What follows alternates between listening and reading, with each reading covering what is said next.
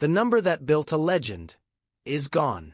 The jersey that turned Caitlin Clark into a walking highlight reel, a record-breaking icon, and the face of women's basketball, was suddenly replaced with a random 17 on a Team USA roster sheet.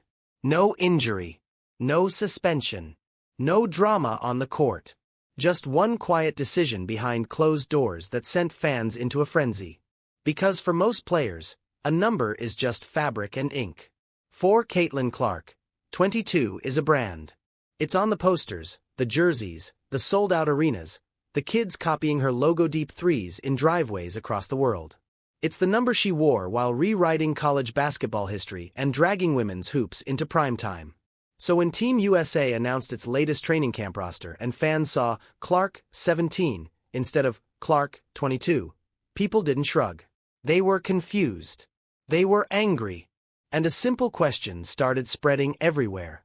Why would you strip the most talked-about player on the planet of the one thing everyone recognizes her by? Was this just a technical roster choice? Or a loud, quiet message about who really controls the future of women's basketball? Long before the headlines, the sold-out arenas, and the TV numbers that shattered every record, Caitlin Clark had already made one thing clear. 22 wasn't just a number, it was her identity. She picked it as a kid, long before anyone knew her name, and it followed her through every step of her rise. By the time she reached Iowa, that number had become a symbol of everything that made her game different. Fearless range, wild confidence, and the kind of swagger that turned casual viewers into die-hard fans. Every highlight that went viral, every moment that pulled millions of new eyes into women's basketball, was branded with that same bold 22 on her back. When she broke the NCAA scoring record, it was 22 that flashed across screens. When kids lined up outside arenas for hours just to watch her warm up, they were wearing 22. And when her jersey numbers exploded into the top sellers in the country, no one had to ask which one it was. Her number became a shortcut, a symbol that told you exactly who was about to step into the spotlight. Like 23 for Jordan or 99 for Gretzky, 22 wasn't something Clark inherited. It was something she made iconic. By the time she entered the WNBA, that number was already bigger than most athletes' entire brands. So when fans saw Team USA quietly remove it from her name, it didn't feel like a small clerical change. It felt like someone was trying to rewrite a piece of her story. When Team USA released its newest training camp roster, nobody expected anything unusual. Fans were just excited to see Caitlin Clark back in the conversation after her controversial Olympic snub earlier in the year. But the moment the list dropped, one detail drowned out everything else. Caitlin Clark, number 17. Not 22. Not even a close number. A completely random identity slapped onto the most recognizable player in the entire sport. At first, people assumed it had to be a typo, maybe an early draft or a placeholder. But when multiple outlets confirmed it, social media erupted instantly. Fans weren't confused. They were furious. Why would Team USA strip her of a number that had built her entire brand, especially when no veteran on the roster was even using 22? It didn't look like a scheduling issue or a jersey conflict. It looked deliberate. The backlash kept growing because this wasn't happening in a vacuum. It followed months of frustration over her Olympic omission, endless debates about her impact on ratings, and constant arguments about how women's basketball treats its biggest star. So by the time fans saw that 17, it wasn't just a number change. It felt like the latest move in a pattern of undermining her rise. And one thought kept spreading across every platform, from Twitter threads to basketball podcasts. If Team USA understands how valuable Caitlin Clark is, why do they keep acting like they don't? Technically, Team USA can assign players almost any number they want during camps, and it's not unusual for stars to switch from their pro jerseys. But the problem here wasn't the rule, it was the context. Everyone knows Caitlin's 22 isn't a simple preference. It's the core of her identity, woven into every step of her rise. So when she was handed 17, fans didn't see logistics. They saw a message. What made things even stranger was the roster itself. No superstar had claimed 22. No veteran was protecting it.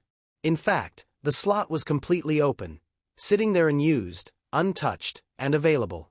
That's what turned suspicion into outrage. If the number wasn't taken, then why force the switch? Why treat the one player who's broken every modern viewership record like she's interchangeable? To the people watching, it started to look less like a harmless decision and more like a reminder of who holds the power. Almost like Team USA wanted to make it clear, you don't get special treatment here. Not even if you're the face of the sport. And for a fan base that spent years watching institutions slow to embrace game-changing women athletes, this felt painfully familiar. What should have been a routine roster announcement suddenly became a referendum on respect, recognition, and why the biggest star in women's basketball keeps having to prove her worth over and over again. What made the whole situation explode was the deeper meaning people saw behind it. Because when an athlete becomes bigger than the system around them, there's always tension. A quiet tug-of-war over who really controls the spotlight. And right now, Caitlin Clark is the rare player whose influence stretches far beyond the court. She boosts ticket sales, spikes TV ratings, and brings in fans who never cared about women's basketball before she arrived. That kind of pull makes organizations nervous. So when Team USA stripped her of 22, despite the number sitting wide open, fans couldn't help but read between the lines. Was this a message? A reminder that no matter how famous she becomes, no matter how many records she breaks, the institution wants the final say? For years, women athletes have battled this same fight. When they become too popular, too marketable, too central to the sport, someone always tries to pull them back down. And this didn't happen in isolation. It followed her Olympic snub, the debates about her impact on the WNBA, and the whispers from old-school voices who felt she was getting too much attention. So when she was handed that unfamiliar 17, the move felt calculated, like the latest attempt to test how far she'd bend for an organization that hasn't always treated her like the generational star she is.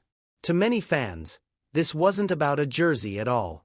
It was about control, about authority, about an institution trying to remind a superstar who's supposed to be in charge.